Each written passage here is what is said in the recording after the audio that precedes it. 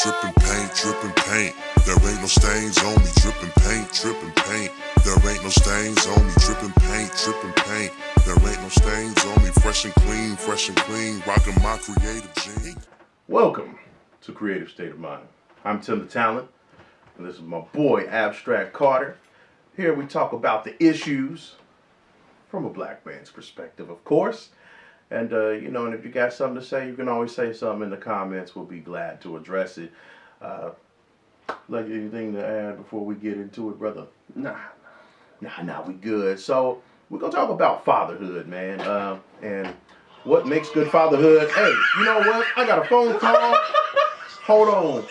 Hey, yo, what up, dog? What up, dog? What up? You know, this is why on the first episode, you should have your phones on silent. So that's what I'm going to do. You know what I'm saying? We're going to put this phone on silent, you know, because I'm being a bad host to you guys. You know what I'm saying? But we want to get into... Is your phone on silent, man? Is it on silent? Is it on silent? Okay. All right, then. No. Let's just straight act like it wasn't me. Like I wasn't... Right. I'm going to take these out, too, you know, because this is a bad omen. Put your earbuds in, you get a phone call. No, but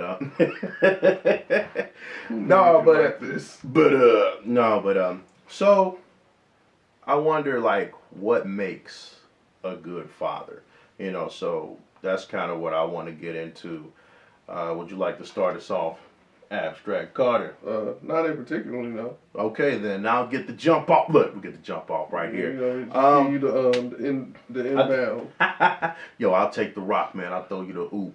No, it's tough because, you know, what makes a good father, it's all like a matter of perspective, right? It's about how you were raised. I personally believe that, you know, a man's father sets the criteria of what a father should be or what makes him a good father.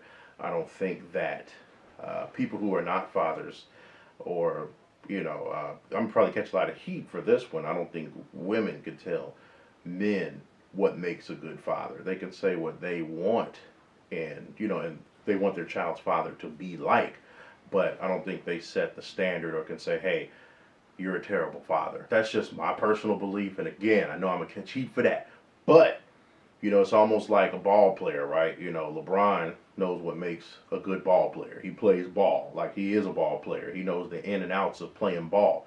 He can give me tips on the road, but, you know, some scrub in the gym, he's not going to be able to offer anything to me. I mean, he could say what he thinks is a good ball player or what type of ball player he likes, what type of ball player he's a fan of, but he's not going to be able to tell me the rigors of the NBA day-to-day life because he don't live that life.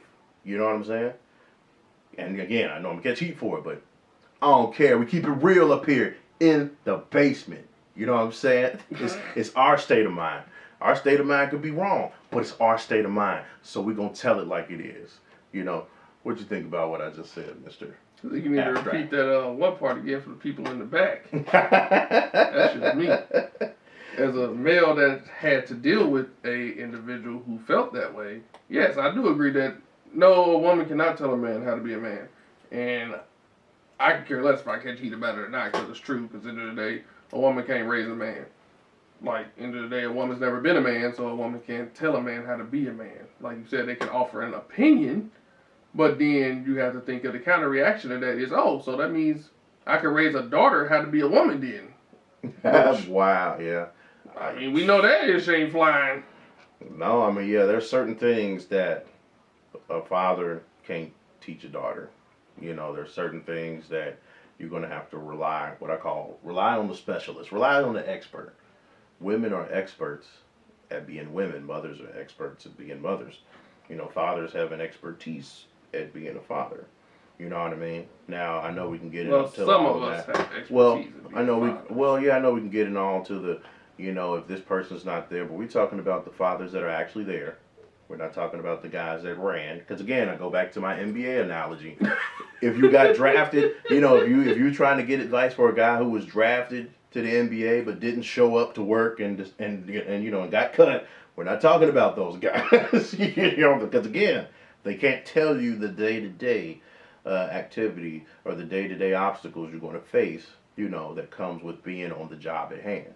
You know what I mean? And again, I've pretty much covered that the fathers, can do that. But, us fathers, we still question ourselves still to this day, because there's so many things that, our children need. Right. So even if you clothe them, you feed them, you still question because of, the climate of society today. You could tell them the basics, but when it comes to how to handle yourself with police officers and things, you can give them all the tools, but you're still worried that you didn't do enough. Yeah. Because they learn in school that, right from wrong. But sometimes right is still wrong, especially when you're dealing with officers where it's like, obey, yes, they're violating your constitutional rights, but you know what, in this particular situation, you have no constitutional rights. You're just trying to survive to get home. So you don't want to get one of those officers who are having a bad day, who want to flex on you, and make you an example. And then there's no kind of repercussions that's going to happen. So if they do break the law and kill you, so we got to give them the tools to make it home. Like, that's the mindset. Like, make it home, but you still feel like, as a father, like, man, did I give them enough? Right. You know what I mean? Did I give them enough to make it? What you think about that? That's just I'm not gonna say it's a slippery slope per se, but yeah, as black males, yeah, we are always gonna question if what we're doing is enough, because as parents, all of us want to do better for our kids than what our parents did for us, whether if we had a good childhood or a bad childhood. Like, I know for me, my childhood was pretty good, actually. So, like, I say I want better for my son, but I want better for him as an aspect of, I want to leave behind things that's going to put him ahead of the curve to where he's not behind the 8 ball like I was when I got here. Like, I want my child to start in a further position than I would start in. I don't want him to start exactly where I was. Right. So, like, that's my thing. Like, some of us frown upon generational wealth for some reason. Like, oh, your parents helped you get that. Like, so what? Like, that's how it's supposed to be. Your parents are supposed to help you get further along in life to where you can elevate and further yourself after that. And that's how it's supposed to be. That's why we're behind, because as a collective, I'm not going to say all, but as a majority of us are already behind the 8 ball. So now we playing catch up, which we've been playing catch up for years. Right. But basically, just some of us think, oh, if I buy my kid the new Jordans and buy them all the nice clothes and shoes, that's putting them ahead. And it's like, it's not really, because those shoes and clothes aren't setting them up for success later on down the line. Like, that's not a life insurance policy to where if you pass away, oh, he gets $100 million or whatever the case may be, to where he could use that to start this business over here, or to invest in stocks and bonds over here, or whatever the case may be. Like, that's just my logic on that specific aspect of it. But yes, I do question myself a lot as a dad, because I'm a father to a 2-year-old, and his mom claims that I'm too hard on him, which I probably am. But in my logic to that is, I'm hard on him because this world is going to be hard on him. You ain't never lied. You know what? And that's something that I noticed too in the black community. This idea that you can do too much for your child, or you spoil them.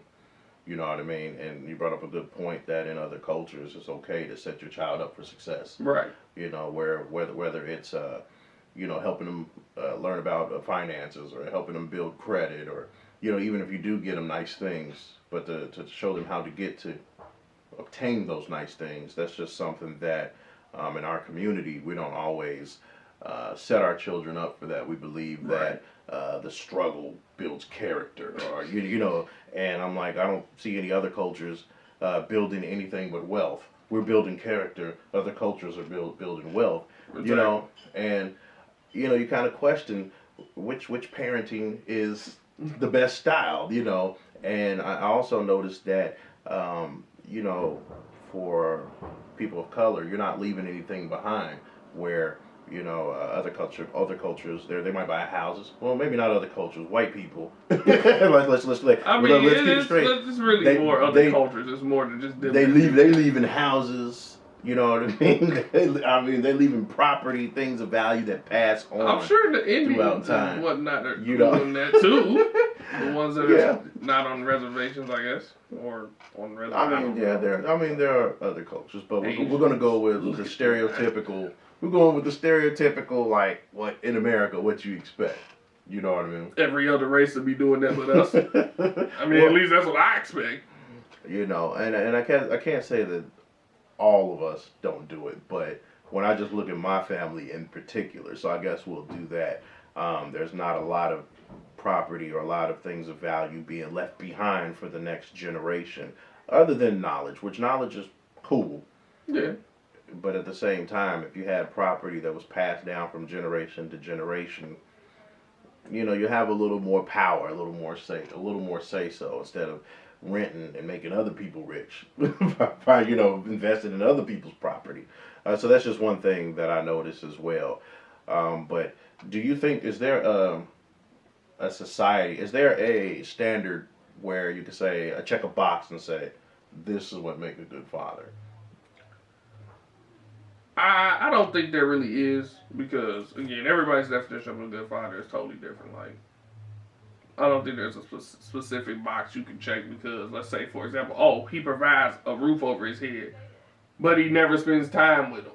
True. Like, so there's like a plus and a negative to everything. Like, there's really no way to be a perfect father, but there is a way to be a good dad. I mean, honestly, in my opinion, to be a good dad, you just really got to balance parenthood, your life, and your time and effort, basically. Like, if you can balance pretty much, not just realistically, just balancing life, like everything that comes with life and being a parent and still keeping a positive mindset and still positively being in your child's life and still providing for them and teaching them life lessons along the way and guiding them through life as much as you can. I feel like that's all you really can ask for. I mean, like me personally, with my dad, like he wasn't rich or anything like that, but like I learned a lot of life lessons from my interactions with him and just watching him, because what we don't realize as dads and parents in general, our kids are watching us grow as well. Yeah. Yeah, facts. So like basically, whether you a first time parent or not, like that child you're watching that child grow, but that child is watching you grow. So your child is watching your every move. And I try to be very aware of that with my son, like, because I understand that, like, I may think he's not paying attention to me, but he does. Because then he starts doing stuff that I do sometimes, and I'm like, yeah, you actually do pay attention. All right. I try to make sure stuff that I do around him or that he sees me do is very positive. So, like, me being an artist and painting, like, he sees that, so he likes to do those things. Granted, he just makes a mess, but he likes to do it, so I let him do it. Absolutely.